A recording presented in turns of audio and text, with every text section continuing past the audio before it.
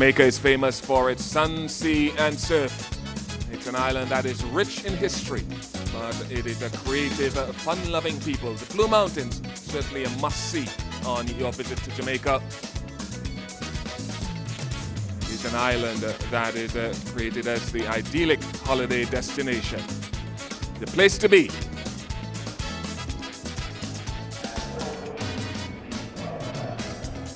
Welcome everybody to match 6 in Group D. We come to you from Sabina Park in Jamaica, the West Indies taking on Ireland. It's the final group game in this Group D, and it is a top of the table clash between these two sides leading into the Super 8. A really, really important game. Before we get into that game though, the unfortunate incident of Bob Woolmer's passing, there's been further developments. Let's take you to a press conference that happened that explained everything that's gone on. The pathologist report states that Mr. Woolmer's death was due to asphyxia as a result of manual strangulation. In these circumstances, the matter of Mr. Woolmer's death is now being treated by the Jamaica Police as a case of murder. Not good, it really isn't good. Let's now get the reaction of ICC's Malcolm Speed. Tony Cozier caught up with him. Well, Malcolm, it certainly was a shock when Bob Woolmer's death was announced, but it's even worse than that now that we know the circumstances of it for the ICC and the cricket community. Yes, Tony, we've moved on from shock to disbelief to it's very difficult to find words, but the cricket will go on. We now move into a stage where there are some great cricket matches, and the Jamaica Police will carry out the investigation. Our focus now goes to the Cricket World Cup, and we will watch these matches with great interest. Now, after this, will the security even be beefed up more as far as the teams are concerned? Yes, that's happened already. The security that was in place was extensive, but there's been additional security provided. We don't provide details of the level of security. That's counterproductive. If you put security in place, you don't go advertising what security's there, because that invites a breach of the security. But yes, it's there. This is a very negative story, of course, and it's international. It's all over the wires, it's all over the televisions, not only in cricketing countries. Just how much damage has it done to the game? Tony, we can't tell that yet. Cricket is a very resilient sport, that there have been crises in the past, and the game has bounced back very well from them because it's strong. On one view, the game has never been stronger than it is now, so this will test us. We need to focus now on the great cricket matches that are to come over the next month, and hopefully we will bounce back strongly.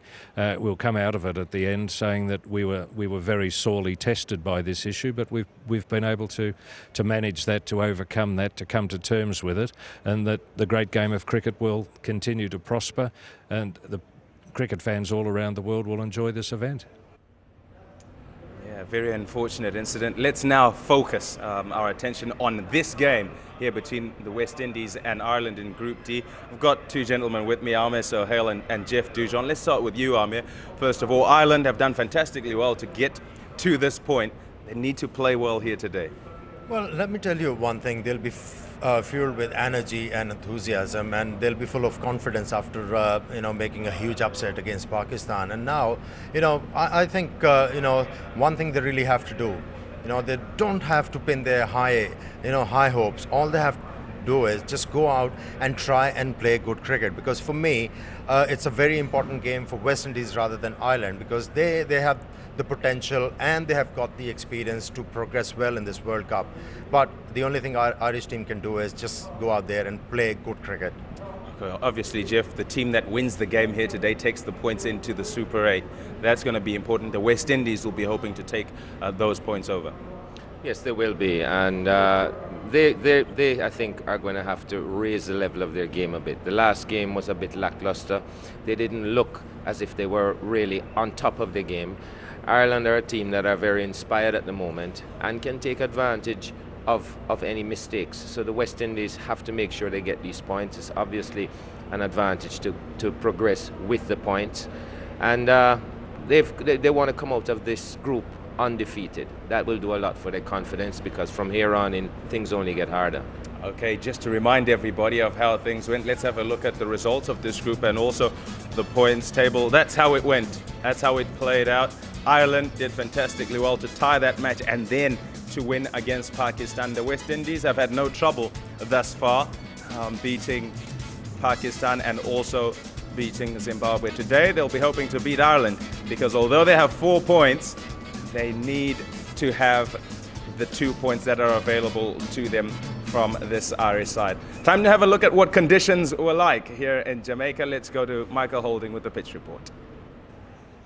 Well, it's the final game in Group D, and both of these teams are through to the Super 8s, but it is very important who wins, and of course the pitch is going to play a major factor.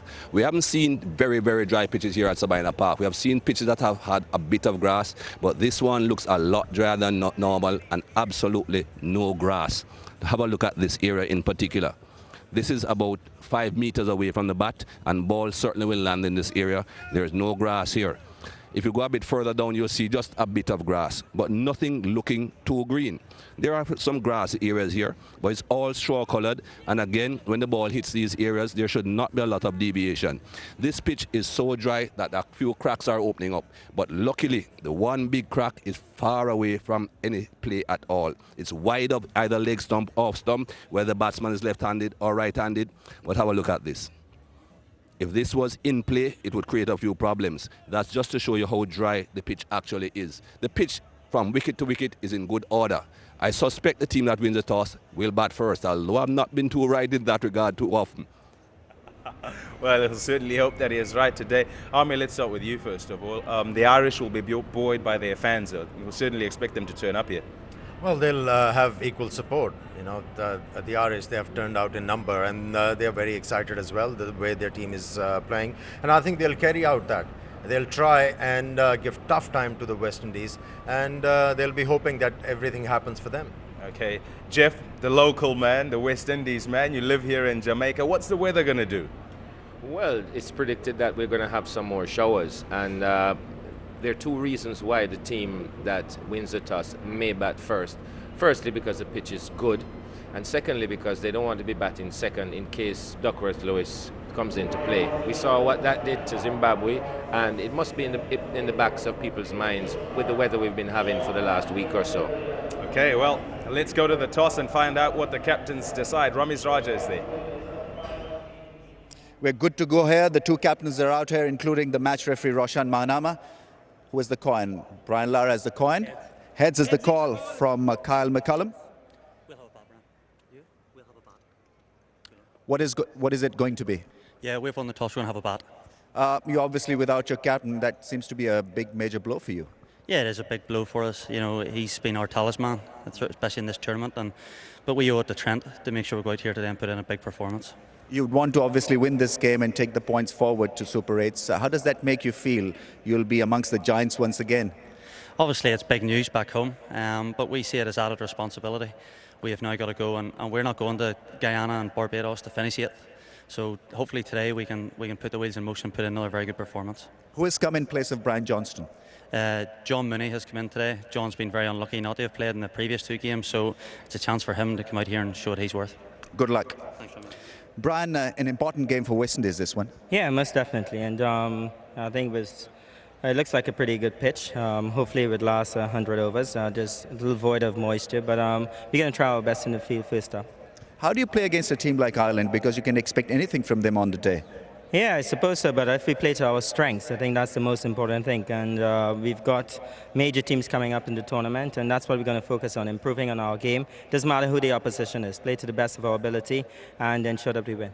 Important game also because you'd want to beat them, take the points forward to Super 8s. Yeah, most definitely. We're looking at this as already a second-round game. There's going to be 8 teams in there. They said they're going to play 6 games, but this is actually one of the games because both teams are already into the second rounds. Have a good one. Thank you very much.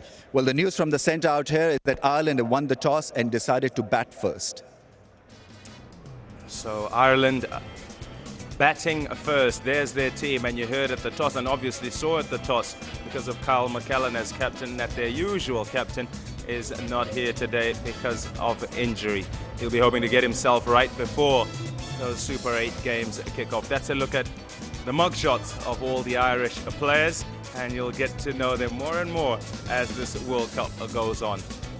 The West Indies side to play against Ireland here today. Gale and Chanderpaul at the top as per normal. Sauer and Samuels, Brian Lara, Dwayne Bravo and Dwayne Smith, and then Ramden, and then coming into the side, Ian Bradshaw, and then Powell and Taylor, the two opening bowlers. That's what they look like. They'll be well known to all those in the West Indies and to you all around the rest of the world. Have a good look. And the coach right in the corner there.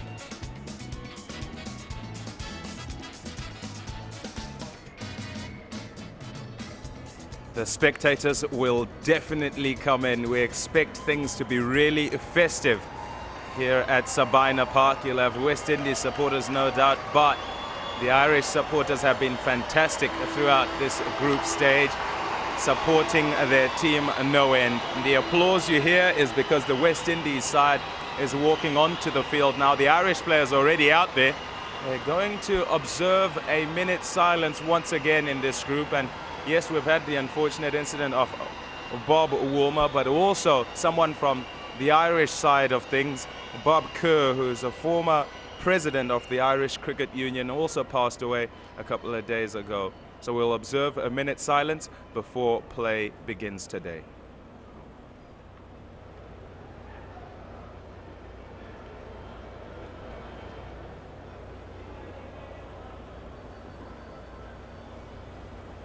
Ladies and gentlemen, this week, the Irish Cricket Administrator Bob Carr passed away at the age of 68.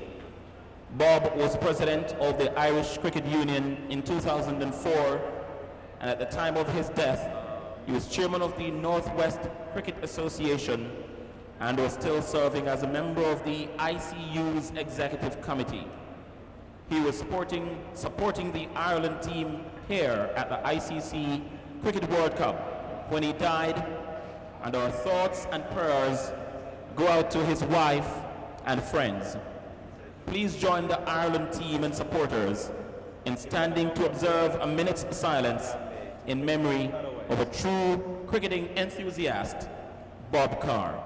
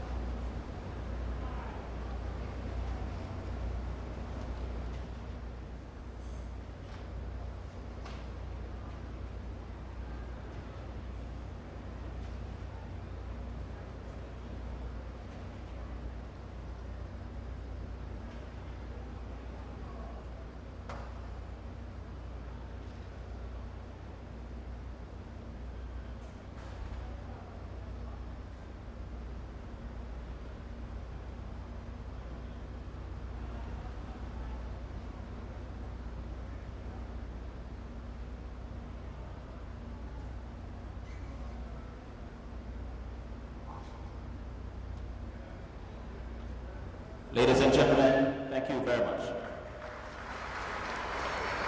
That's the end of the minute's silence. Time now to turn up proceedings to this very important Group D match. It's the final match between these two sides. The West Indies taking on Ireland.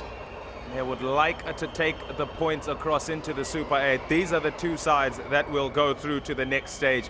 The fans have turned out, and we expect there'll be more and more people filling Sabina Park as the day goes along.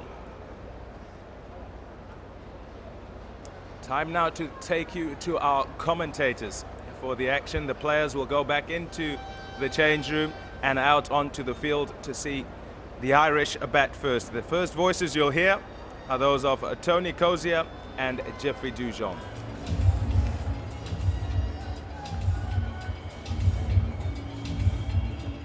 Thank you, Pommy and Bangwa, and good day to you wherever you are. So we have thousands upon thousands of viewers, not only here in the Caribbean, but throughout Ireland, where the Irish progress in this competition has even drawn the attention of the Parliament of the Republic of Ireland. A lot of congratulations coming, and the Irish through already to the Super 8 round. only one of the associate countries to join the established countries in that last round of 8. They're short of that, but here now the competition really is for the 2 points which the winners of this game will carry forward into the Super 8s. There's Brian Lara, the West Indies captain. West Indies may not have been at their very best so far, certainly against Zimbabwe. Played very well against Pakistan in the opening match. Almost flawless performance, certainly in the field. They have one change in the side today with Ian Bradshaw, the left armer, coming in. As Lara had pointed out at the toss, mainly because there are 5 left-handers at the top of the Irish order, and Bradshaw being left arm himself, he reckons that he'll have an effect against left-handers. Jeremy Bray, one of the 8 century makers in this tournament so far, got 115 not out against Zimbabwe. He's the first of the left-handers.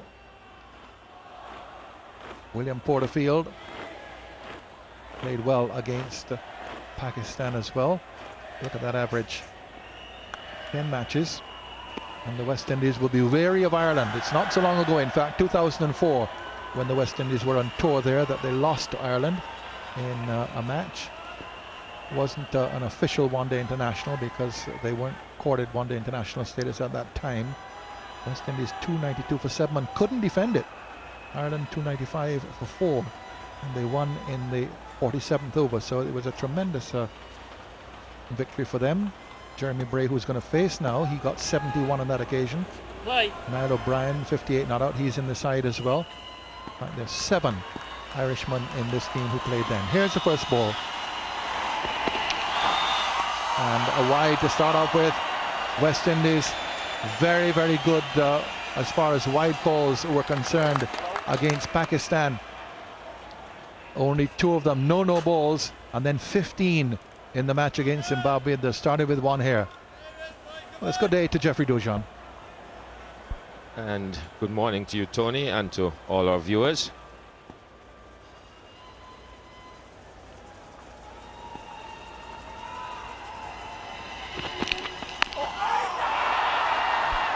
I think height is a question there that the umpire would have considered before giving the appeal.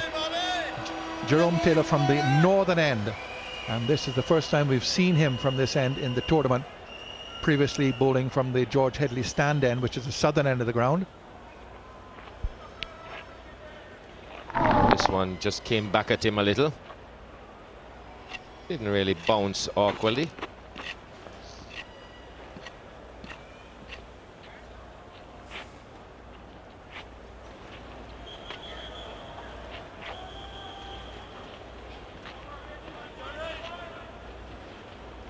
It's going to be interesting to see how this pitch plays. It's bare. It's probably the barest we've seen for the matches here in the group stage at Sabina Park.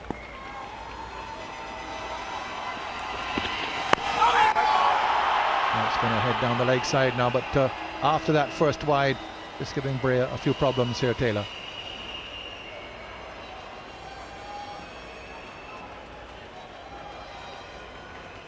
There might be just a little loose stuff around that foot mark.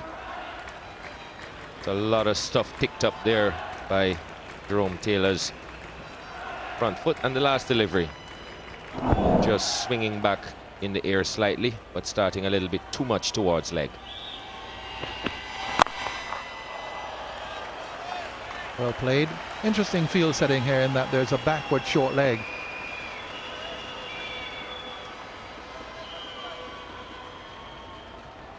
Man in that position just behind square in the catching position on the leg side. Doesn't have to be in a catching position. They've got 2 slips and that's sufficient. Interesting field setting. Taylor is going to come into the left-hander.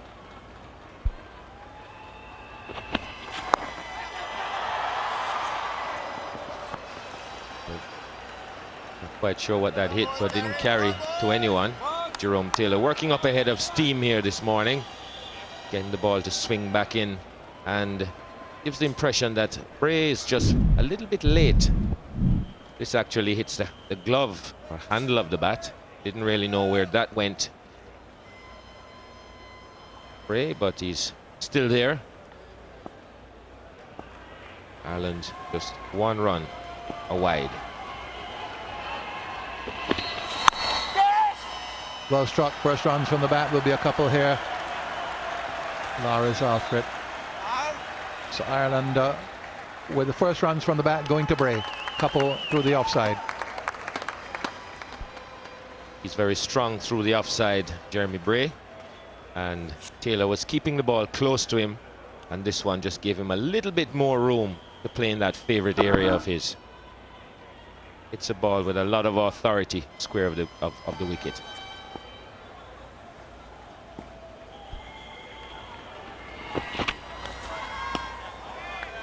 Ends the over. A wide and a 2 from the bat. 3 without loss. Ireland winning the toss and batting.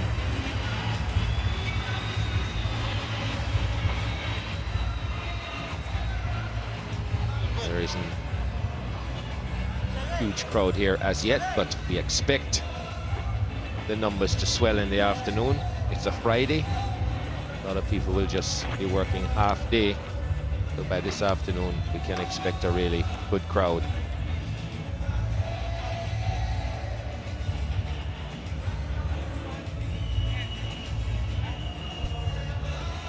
Ireland winning the toss and batting here. Unusual decision, but understandable one. Michael Holding at the pitch report said that he would do the same. Very hot, sunny morning, as it has tended to be in Kingston all the way through this group stage. But the fact that the flags are so limp indicates that we might have cloud building up, as has been the case in the past week or so, and then rain during the course of the afternoon. Well, I can't help thinking that the decision to bat by Ireland, who won the toss, was influenced by the fact that there might be some rain later on, and they may not want to be the victims, which I prefer to call it, the victims of a Duckworth-Lewis calculation. Now Darren Powell, he has switched ends with Jerome Taylor. Jerome Taylor was previously from the end from which Darren Powell is bowling now. Headley stand behind him.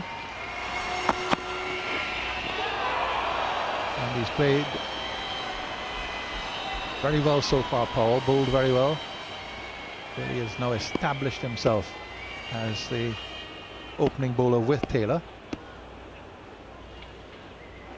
Ian Gould, one of the umpires, a former Sussex batsman.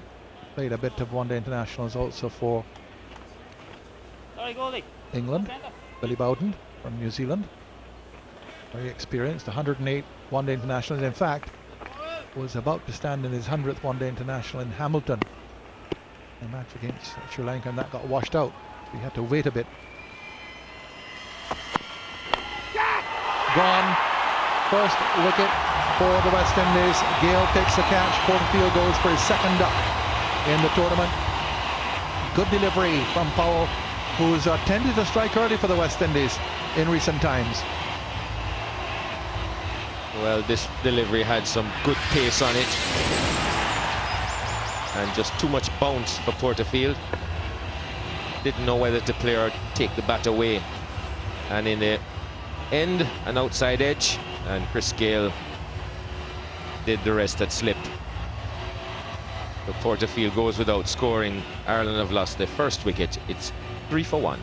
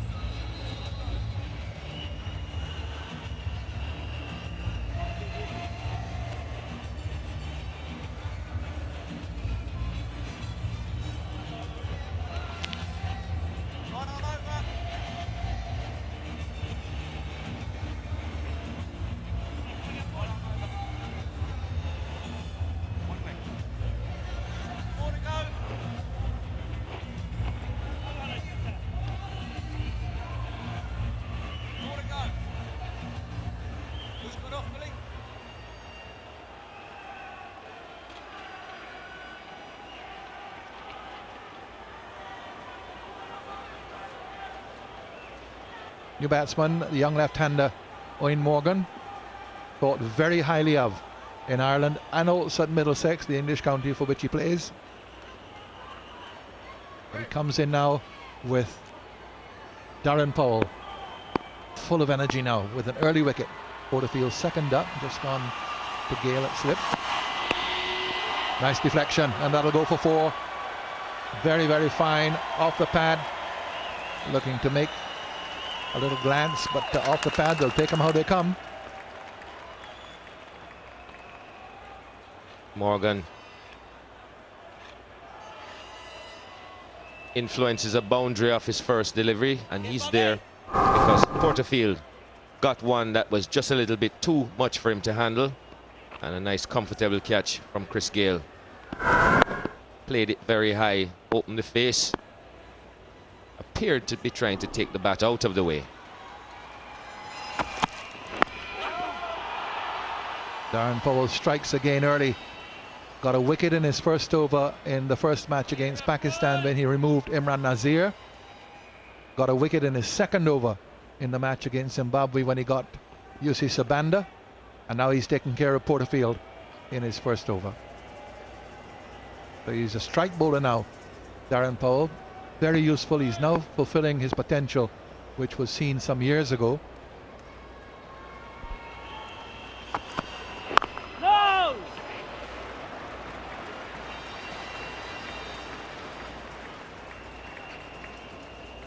It's not really coming across his stumps, Morgan, staying there on leg stump, and if the ball is bouncing, he can get himself into some problems if it goes across him. He'll have to be very selective around that off stump if he's not looking to get closer to the line of the ball.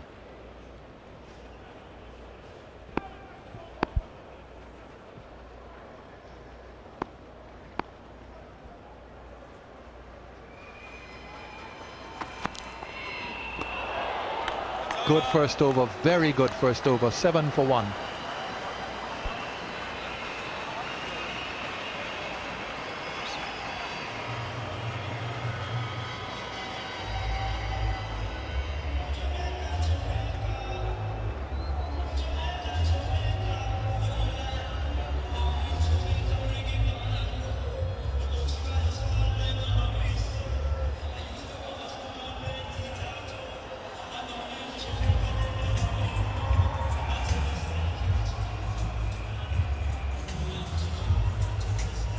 Back Ireland getting into early trouble, losing the wicket of Porterfield without scoring.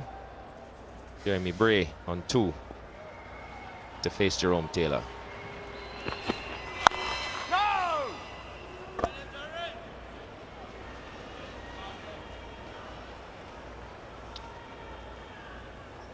It's very important when the ball is going across the left-hander for him to move across his wicket.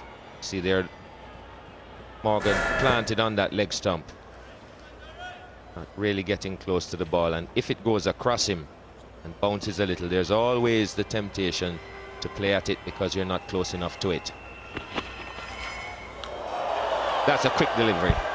That was quick and took off. Ramdin didn't have too much of a chance.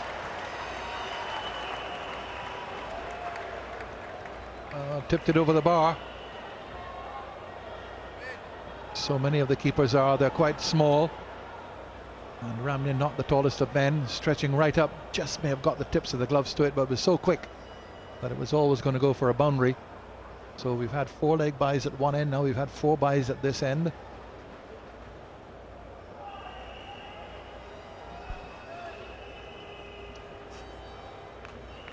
That was a well-directed bouncer, and Bray played it well in the end. Kept his eye on it and just got his head out of the way.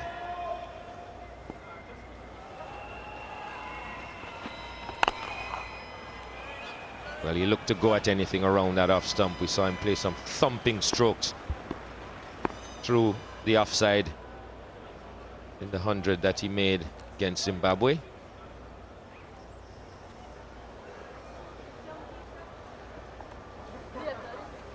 Not afraid to throw the bat at the ball outside the off stump.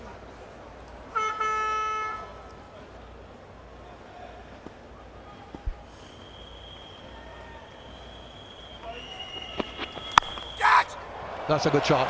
That's a very good shot. Well, the point you reckon for the left-handers really should be a lot squarer, perhaps a little bit behind square. All left-handers tend to go behind square. Gilchrist, you call him, and he's behind square. Well, whether it goes in the air or not for Jeremy Bray, he hits it hard, goes very hard at it outside off stump.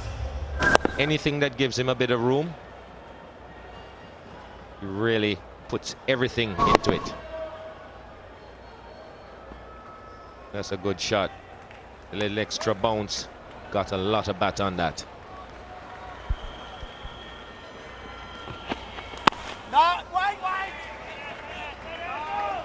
Just a look at Lara's position in relation to the batsman. He is square on the offside now. Should he be a little bit squarer than that? If he had been, it would have been a screaming catch to him. Just seems to have gone a little bit backward now. I think he was perhaps absolutely square with the previous delivery that went for 4. Here it is. This goes just a little behind point. Good delivery and well played to end the over. Ireland 15 for 1.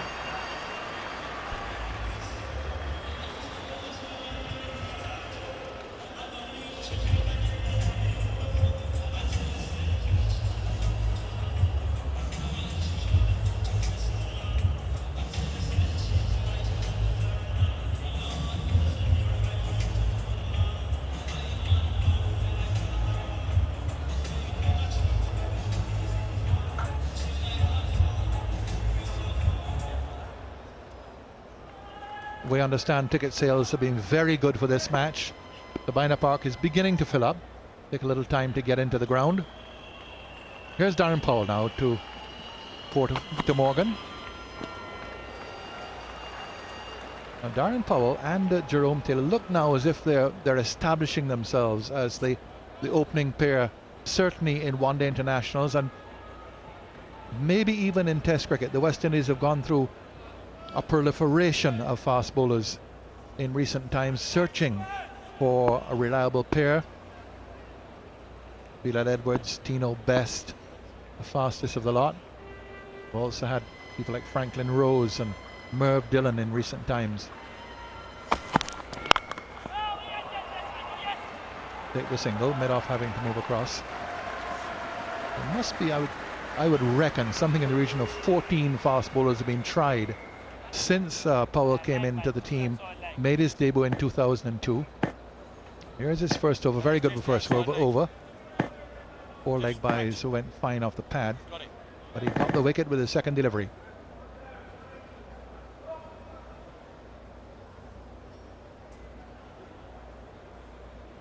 Just thinking of West Indian fast bowlers of recent times.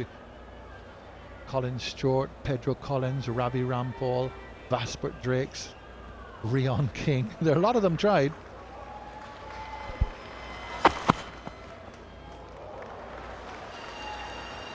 Well, these two have looked the genuine article, I must say.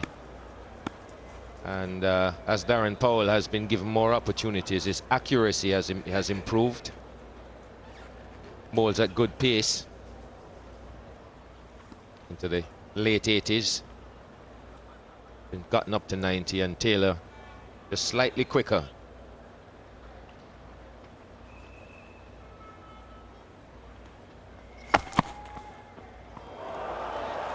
And we'll see a lot of that from Jeremy Bray. Anything that gives him a bit of room, he backs himself to hit it square. This one might have been through him just a little quicker than he expected. Late on that one. Maybe just not used to the extra pace. Lara's gone a little bit more backward. Perhaps he should go even a little finer in that position. Big appeal. Powell causing problems. And this is good bowling. The first one was short, and this one was caught Bray late coming forward, but clearly touching down outside leg stump. But Jeremy Bray very late coming forward to that delivery.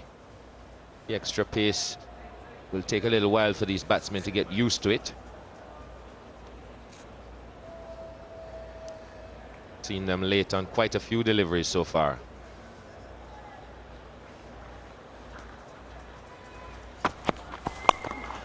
Nice shot, brilliant save. Dwayne Smith. Well, that's one of the reasons why he's in the side. That was 4 runs from the time it left the bat, and then Dwayne Smith got in the way. 16 for 1.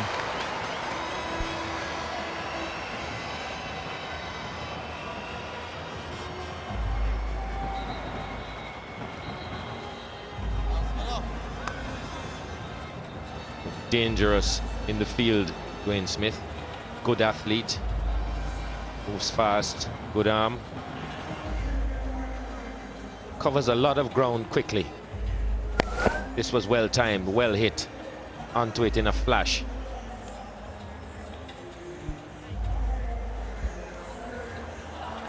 Ireland won the toss today. Their captain is injured and is not playing. He injured his shoulder during the match against Pakistan. Trent Johnston. Here's a piece of fielding by Dwayne Smith, which saved 4.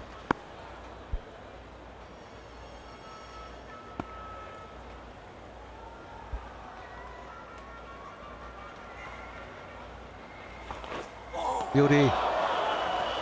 So difficult times for the Irish opening batsman here. Well, maybe he sensed that Morgan isn't coming across. And this delivery is pitched up a little bit more and just goes away from him. And that's the area where batsmen will have trouble. They don't try to get closer to that off stump.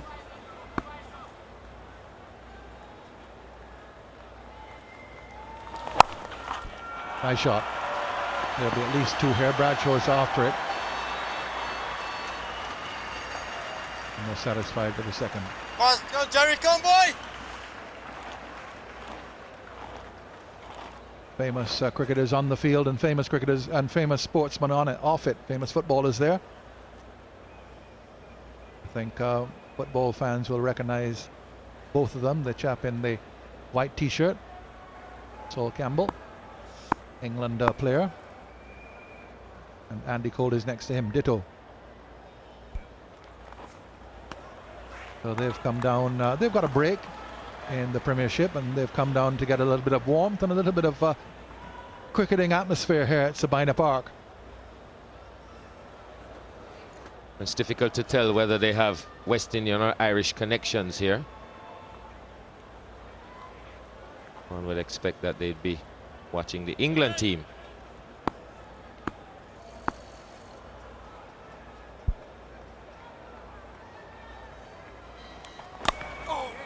Edge down to third man. We've also got another pair of outstanding footballers.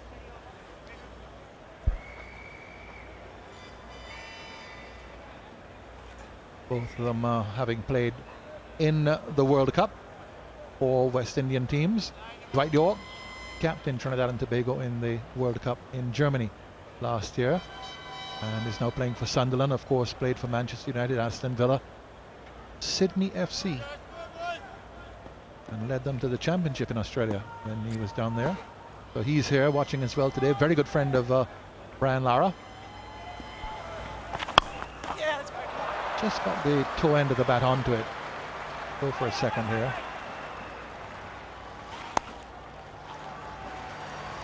Well, he's made up his mind to be positive. Jeremy Bray has been each time he's come to the wicket. This is short. Didn't get hold of it as he'd have liked, but got it into the gap and got himself a single. Just hasn't quite got used to that little extra pace yet.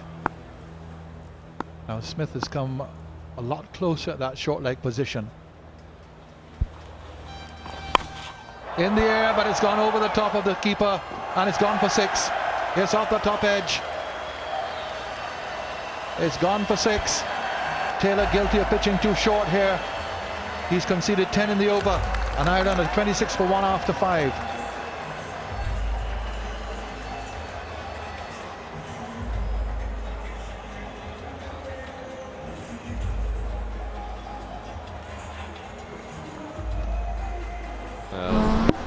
That was onto him a little bit quicker than he expected as well, but got the edge and had used Taylor's pace to take it over the boundary for 6.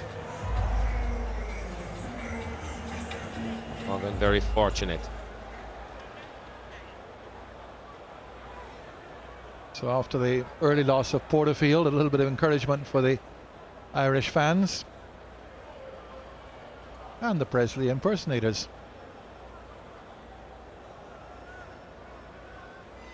One on the right seems to be having a bad hair day.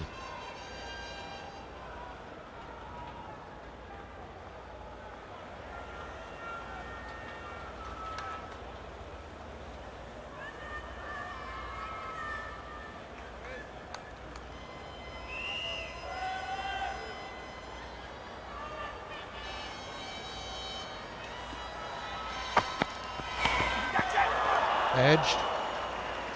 No third slip at home, so they'll get the single.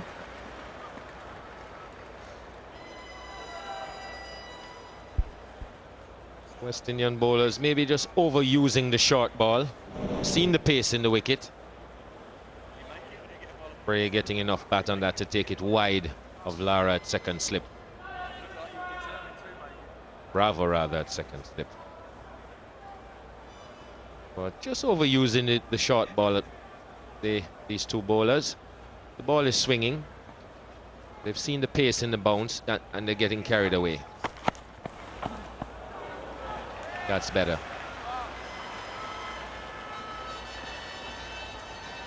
Well, we've seen the footballers who've come down from England with that break in the Premiership. They're watching a World Cup cricket match. They've all played in World Cup football. Paul Campbell, Andy Cole, and I mentioned the West Indians. Dwight York, Trinidad and Tobago captain in Germany last time. Ricardo Gardner would have played with the Reggae Boys in France. Nice shot. Just a single.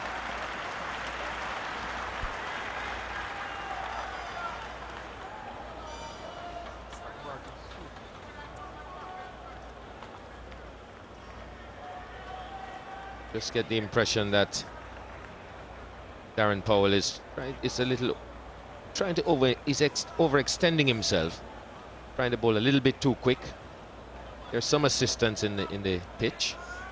There's some movement. To pitch it up a little bit more. It's had the batsman in trouble more when he's been up to the bat and straight.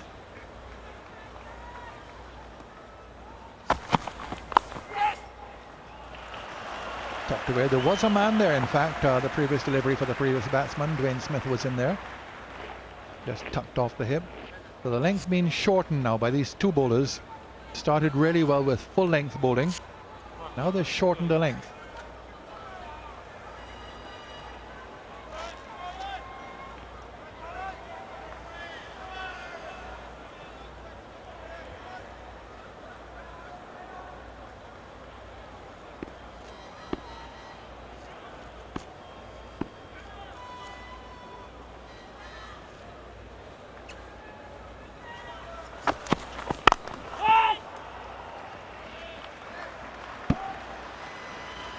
Firmly struck.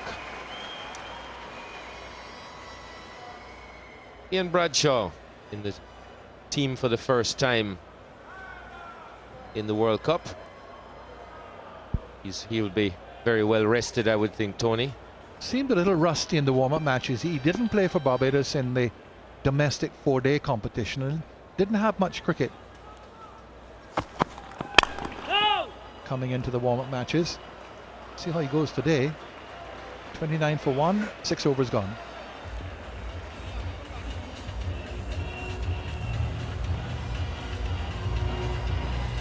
There is a little bit more breeze now going across the ground. The flags have finally come alive.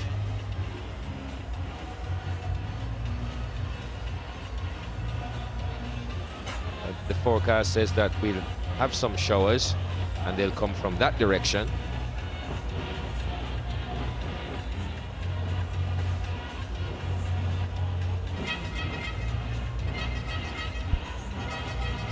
Ireland choosing to bat.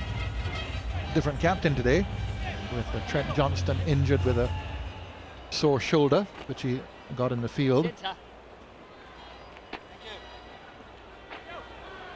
His place taken by McCallum, who won the toss and chose to bat. We have a change in bowling now, with Taylor coming off 3 overs for 17. Ian Bradshaw will come on for the first time in the tournament proper. He did play in the warm-up matches. So with the change in bowling, we also have a change in the commentary box. Michael Holding, and with him is Amir Sahil.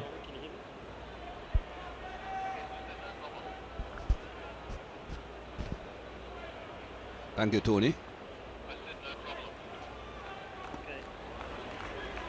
2 slips in place.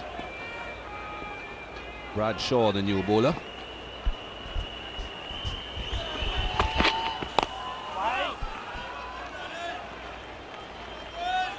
Not too sure why I saw 2 things in particular this morning with the West Indies. 1, so many short balls, in particular from Jerome Taylor. And 2, with an early wicket, why only 2 slips remained.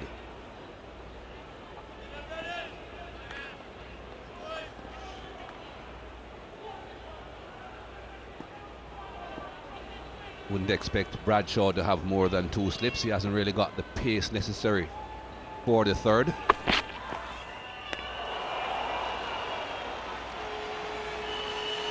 Especially with the fact, whenever the ball has been angled in towards the stumps, these left-handers from Irish team, they're always in a spot of bother. They can't really play those deliveries quite comfortably. Just because of that, it has surprised me why these West Indian bowlers, they are pitching them short. They've got to pitch the ball up to the batsman, especially with the new ball. Well, that's through. He's much too strong on that side of the wicket to be bowling outside his off stump. And whenever he plays through that area, he controls the stroke very well, Bray. Right length for the batsman to hit the ball into the gap and pick up 4 runs.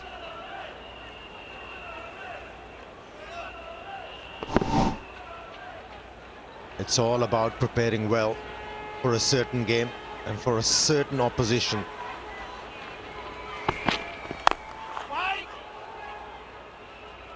And as a bowler, you've got to pitch the ball in those areas where the batsman is not comfortable.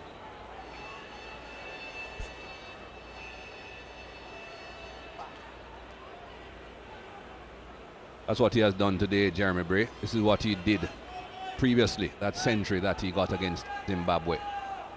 Look at all those 4s between backward point and extra cover. It's obvious that he is very strong in that area.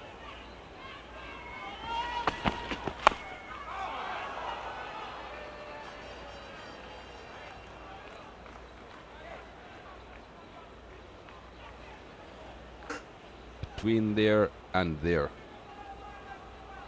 That's where he makes most of his runs.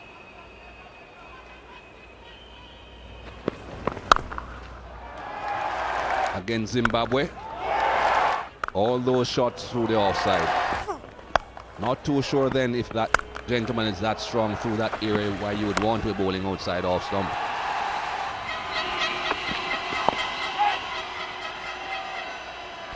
That's the area he struggles. End of the 7th over, 34 for 1.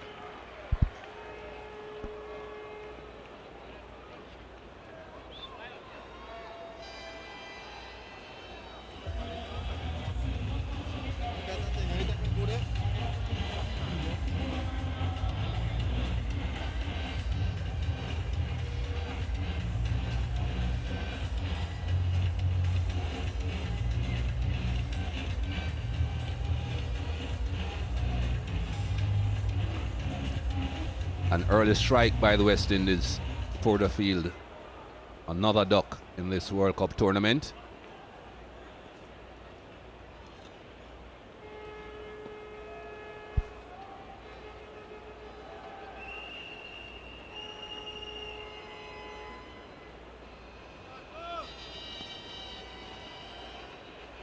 Foul continues from the George at the stand end. Short again. Why, oh why?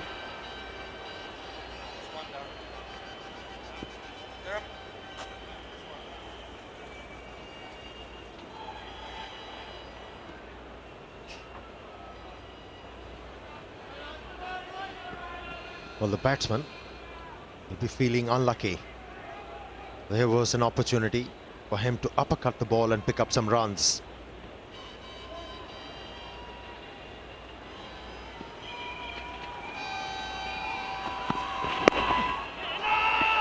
Look how much bother that man is in when the ball is in line with his body. Why not pack the onside field and bowl straight? Why bowl to his strength? Have a look at this field. There is one man at fine leg, one man at mid wicket. So obviously the bowler cannot bowl straight or bowl leg stump. He has to bowl off stump, outside off stump, because of this bias of the field placing. But why would you want to be bowling to his strength?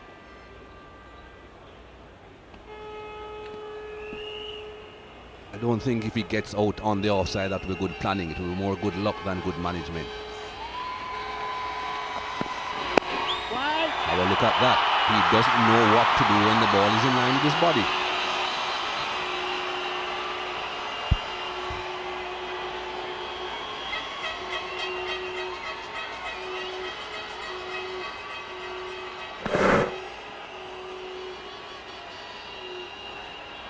And if you see his back leg, you would easily gauge that he's predominantly offside player, and whenever the ball is pitched within the stumps, he doesn't have a good balance. His bat doesn't come straight, so he'll always struggle.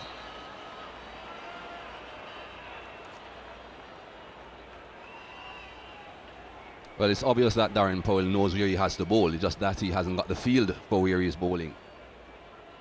He's bowling straight, making sure that he doesn't give the batsman room outside the off stump. And yet he has a 7-2 field, 7 on the offside.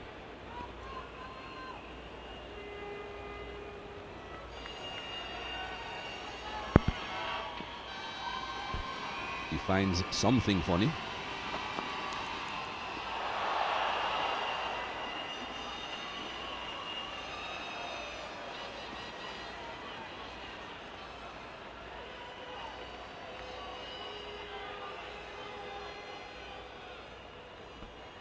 That pretty much gives you an idea of where he scores his runs. Those two boundaries outside the off stump. Bang, bang, 4.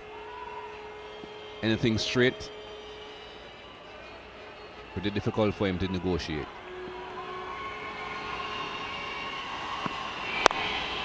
Offside, over the top, 4 runs. And does it surprise you? Once again, outside the off stump, and same result, 4 runs, 38 for 1 after 8 overs.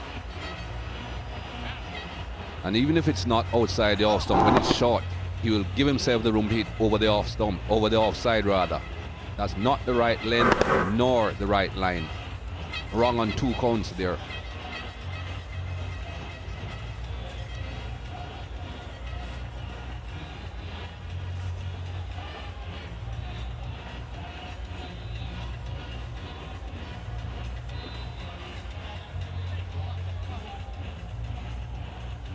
Well, supporters on the Pakistan side of the ground certainly will be enjoying themselves today. Both team supporters, West Indies and Ireland, mixing together.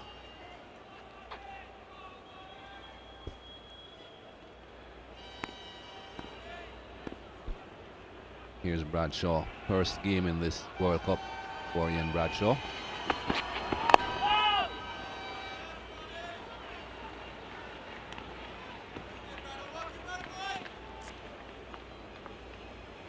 Well, here is a more conventional player who can play all around. I'm not saying he's got a better technique, but in my opinion, Morgan is a much more organized player.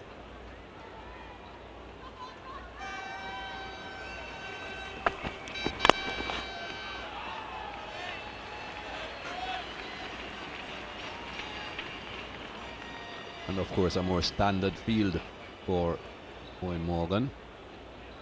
2 slips as you would expect. One other fielder on the onside than Powell has. Just 3 men in the semicircle between backward point and the mid-off.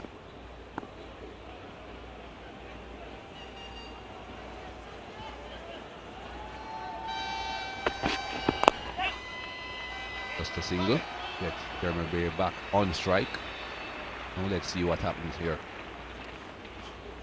Well, if I was Brian Lara and captaining West Indies out there in the middle, especially against Bray, I would have covers removed and placed at square leg and ask my bowler to keep on pitching the ball on the off stump and bringing it back. And that's how they'll have more chances of getting him leg before or bowled. And at the same time, you're providing cushion to your bowler.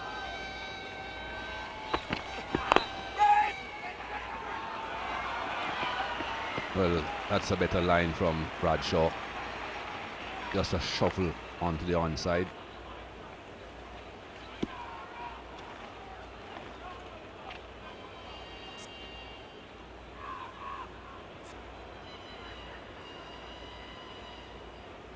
Three boundaries for Jeremy Bray. All 3 through the offside.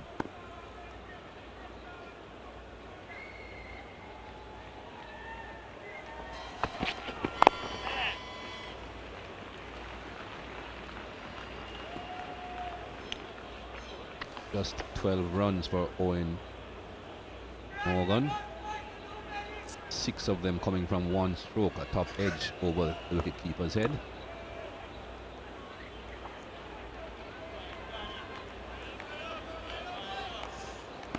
They have extended their holidays, the Irish. Super 8s, here they come.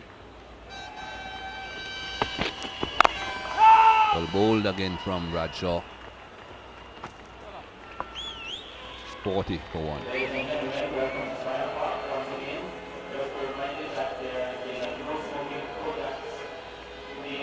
Well, although Bradshaw doesn't have so much of pace behind his deliveries, but one thing about him, he's consistent with his liner length. And he keeps on posing questions to the batsman. Aspirant of Irish wind. These people.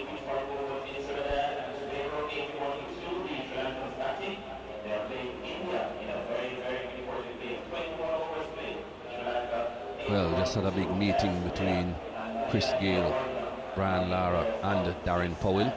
One would assume it has something to do with the bowling and the field placement. It might be the case that I saw the 12th man coming out with a bottle of water, not this one, the West Indian one, and he had a word with the captain Brian Lara. It might be the case the coach or the manager of the team suggested something to Brian Lara that this should be done. And now you see a fieldsman on the onside, additional fieldsman, and he's coming round the stumps. He's looking to angle the ball in towards the stumps. And I think it's a good ploy, especially against Bray. He likes to play. Here is the discussion. Well, it's obviously Powell telling him, Brian Lara, what he would like to do. Well, he has to do it though. He can't go around the wicket and then bowl outside the off stump. He has to make sure it's slanted in. And that wasn't slanted in. That wasn't the right line and the length.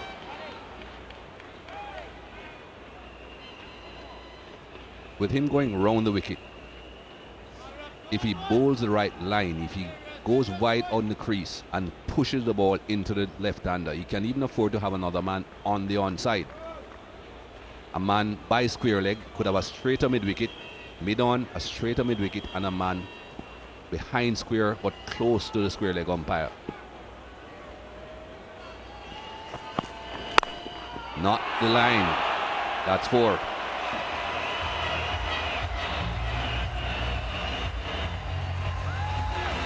Well, for me, it's good batting. It's great batting from Bray, showing a lot of intelligence Bowler coming round the stumps, not moving too much in the crease, just staying on the leg stump, creating his own room of that angle, and how well he has played that one. Excellent stroke. And incidentally, that was his 4th boundary.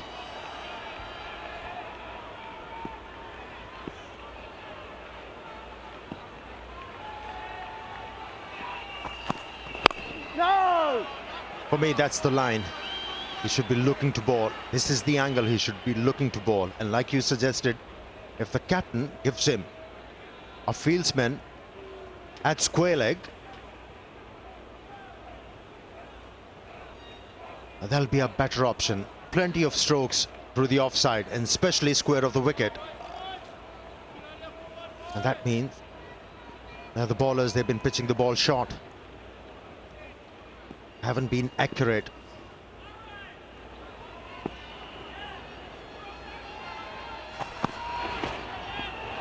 Well, that's not where you want with bowling either. He got away with it, but that's not where you want with bowling. Well, it has been aforementioned. Captain Brian Lara has to remove cover fieldsman and place it at square leg. This will encourage the bowler to bowl within the stumps. At the moment, he's in two minds whether to bowl straight or not. He hasn't got enough cushion on the onside. Just 2 fieldsmen saving 1. Not plenty. That's 4 again. Well, will they learn?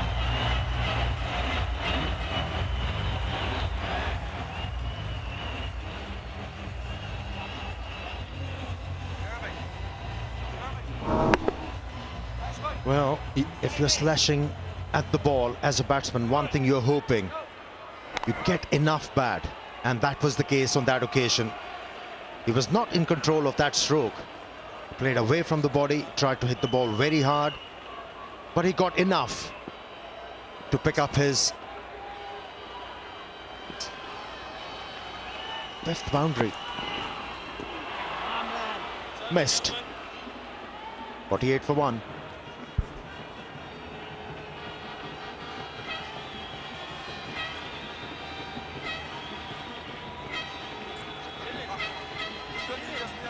Ten overs bowled. First power play comes to an end. Compulsory power play.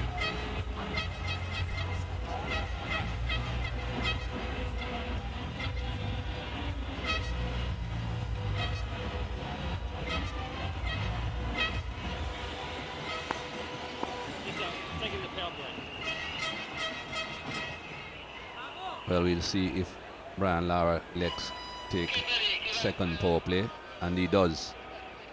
Umpire makes a signal. So overs number 11 through to 15 will comprise the West Indies' second power play. Same standard field for Bradshaw.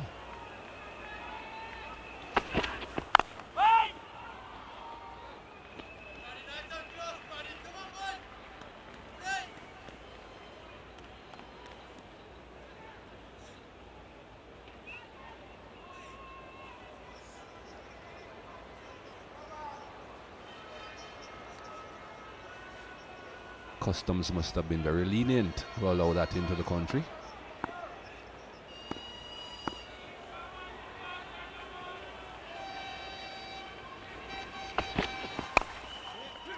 That may be 2. Went a bit wide of fine leg.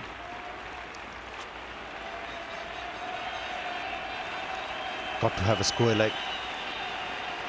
50 up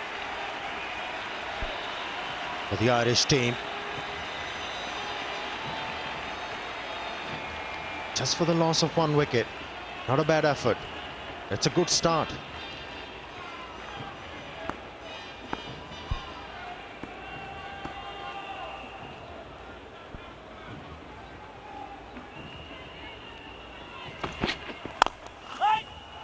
Well fielded.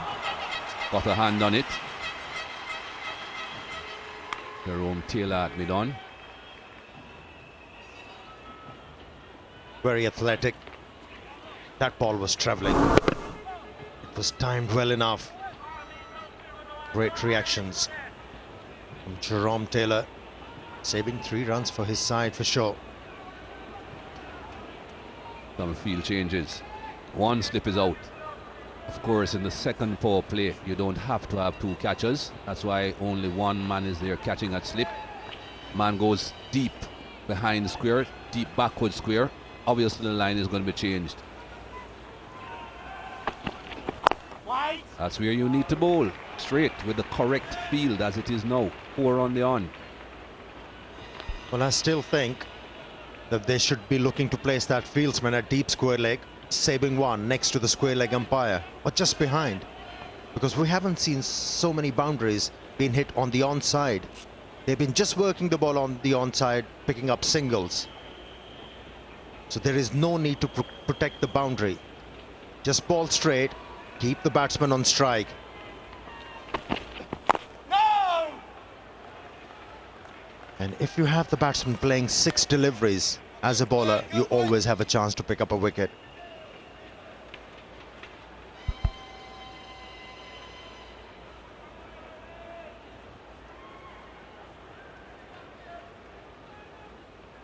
Well, he's not very fast, Ian Bradshaw. But when he realizes what he has to do, more times than not, he's able to do it. He has pretty good control. That's where you have to bowl to this man. He hasn't got a clue. It's 51 for 1.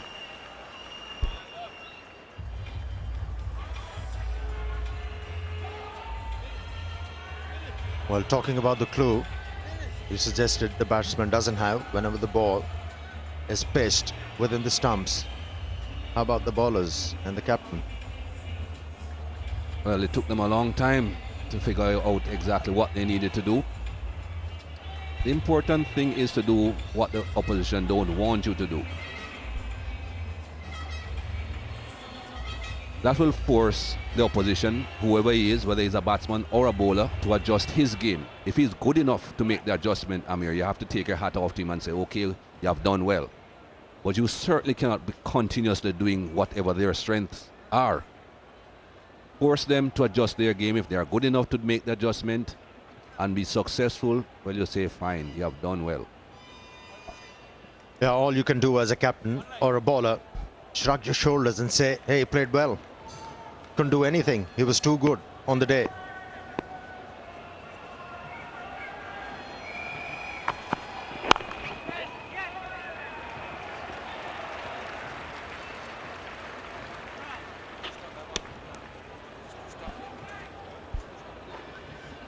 Have a look at these shots again. Outside the off stump, bang, 4. 2 short as well. Outside the off stump, bang, 4. 1 back foot, 1 front foot. Doesn't matter the length, it's the line that's important. Powell looks a bit perplexed and not too sure why.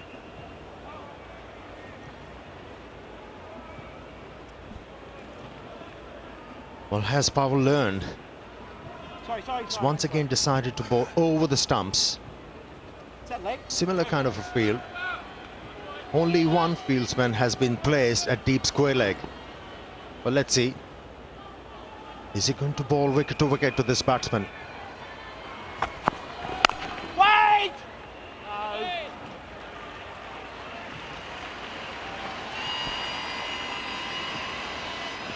I would suggest the reason why Powell went round the wicket was because he was still thinking of the possibility of getting out Jeremy Bray. And bowling round the wicket gives you the possibility of an LBW. Bowled, caught in the slip cordon. When he comes back over the wicket, if he's going to be bowling on Bray's body, that means the ball is going to be pitching outside leg stump. That means that eliminates the LBW, one way of dismissing him. Oh. Don't think he touched that. They're hoping beyond hope that the umpire will raise his finger. No chance. See, if you watch closely the way he played at that one, that ball was pitched. It started off from the middle stump, angled away. He rushed into that stroke. He was never sure what he was doing. Have a look. Just taking the bat, And where his bat finished, it was directed towards extra cover.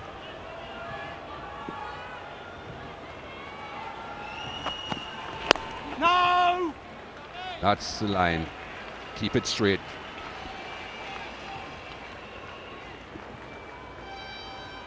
Two balls ago, and we were talking about just watch his bat where it's finishing.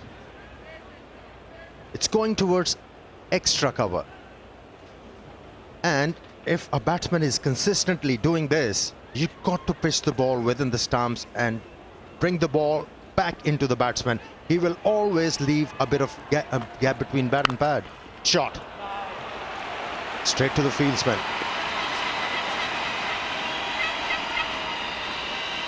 Well, we have explained everything.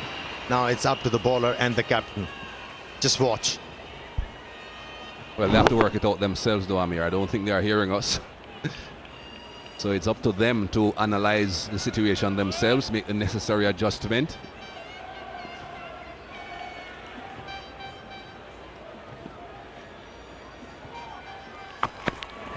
Yes, let's go. Could just be a single. If the partnership comes up, it's 53 for 1 after 12 overs.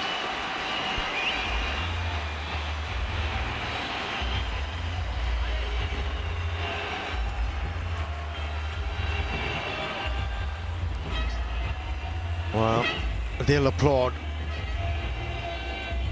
their team. Even a single scored. Well, they've paired off really nicely, these two. Ian Morgan playing second fiddle, making a perfect foil for his senior batsman. The rebuilding process for Ireland, and so far so good. They have done well to recover from that early setback.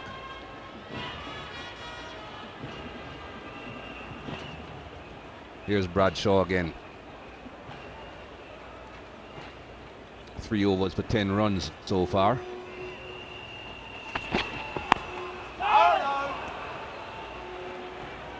I think that's the reason why they put the man out deep, just behind square. They were thinking about hiking over the mid-wicket region if he can play through his favorite area. Well, one thing surprising for me, he hasn't hit a boundary in that particular area. Why placing a field spin before a batsman goes for that area? It's beyond me. Well, that's where you don't want it. That's where Mr. Bray likes it. 4 more. He loves them there.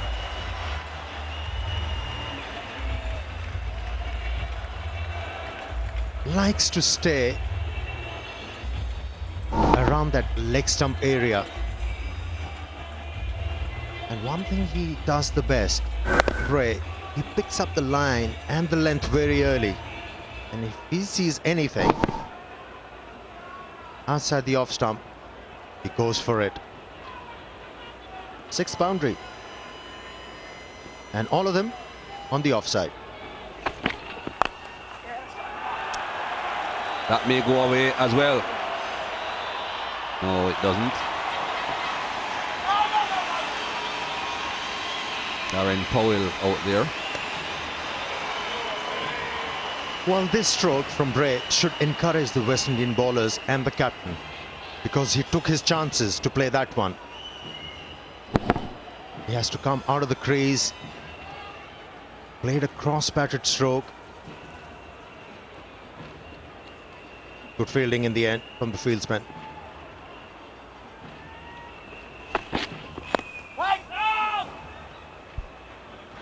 What's wrong with bowling 6 of those?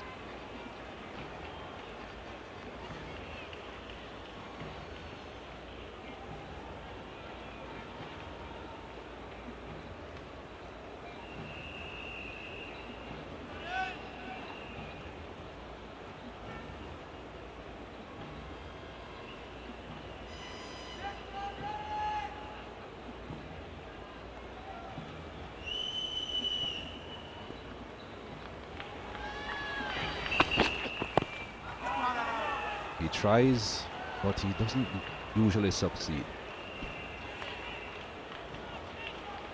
Batting well for his team though. Take nothing away from Jeremy Bray. 34 runs to his name. 51 deliveries. And he has made the West Indians fear him.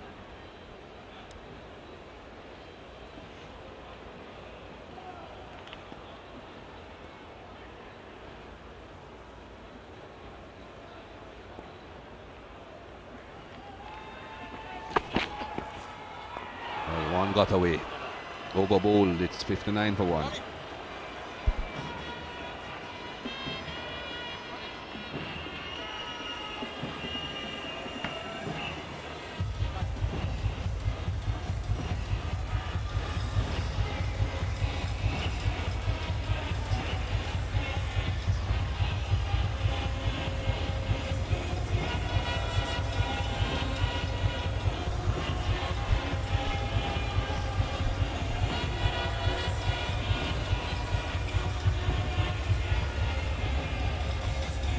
For 1, Ireland. 13 overs bowled, recovering quite nicely from such an early setback. Here are Pramod Mbangwa and Ramiz Raja. Thank you, Mikey. It is a lovely day. Bit of breeze now. It was pretty still in the morning. Ireland off to another good start. 59 for 1 of just 13 overs. That is such an important fielder for West Indies, Dwayne Smith at point. He's so quick. Both left-handers have tried to beat him in the field, and he's been outstanding. So that has put extra pressure on them really to pierce the field as a result of that brilliance that has been shown by Dwayne Smith at point. His partner is not bad as well, Marlon Samuels. He's just next to him at cover. Edge taken. Not really. Ireland still 59 for 1.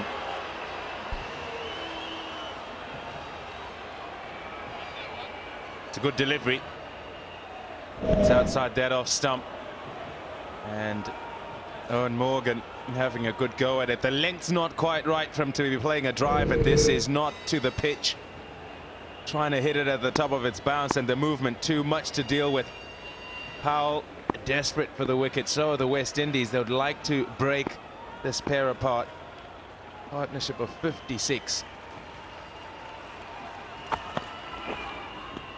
Once again, that angle away from the left-hander. Slip and a gully in place.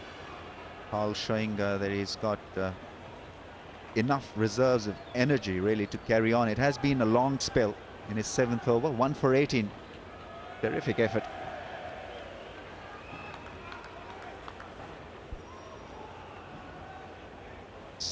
Not gone too quickly. 16 off 27. There's a slip and a gully in place. Doesn't want to be having a go at those good length deliveries with the movement across him as he brings those two men into play. We'll pick up 1. Didn't look too convincing. Once again, it's the length. It's not there for him, and he's looking for a full delivery to drive outside that off stump. Is maybe thinking about going on the back foot there. Have a look. The stride out is a really short one, and the ball's not pitched up to him, and he still tries to go through with the shot.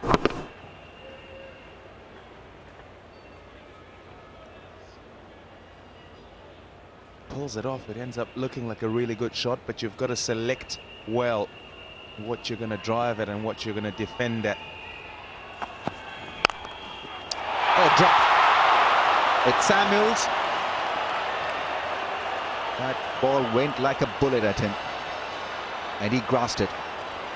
Had very little time to react. Samuels would have been a good catch, not to be. You're being kind to him. You're being kind to him. It hit him, yes, it went quickly. It didn't have to move much, and the West Indies will feel that that should have been taken. Samuels too will feel he should have taken it. that man there will be very disappointed it wasn't taken.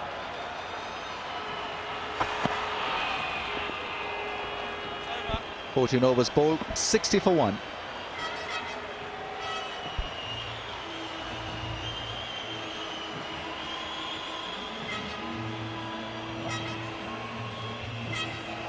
Green and white army. It's called the Blarney Army, I believe. They've once again come in good numbers really to support Ireland. They've made a lot of noise in the Isles. Can Ireland floor West Indies? Oh, what a huge result that will be for Ireland. You've got quite a few armies, haven't you? Green and white army. The Blarney Army. You've got the Barmy Army, the Bharat Army, the Burmi Army.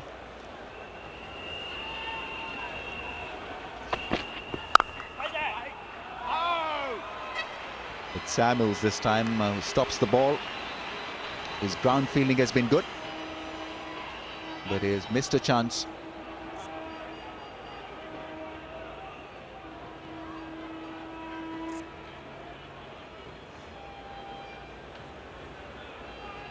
That's pretty spectacular.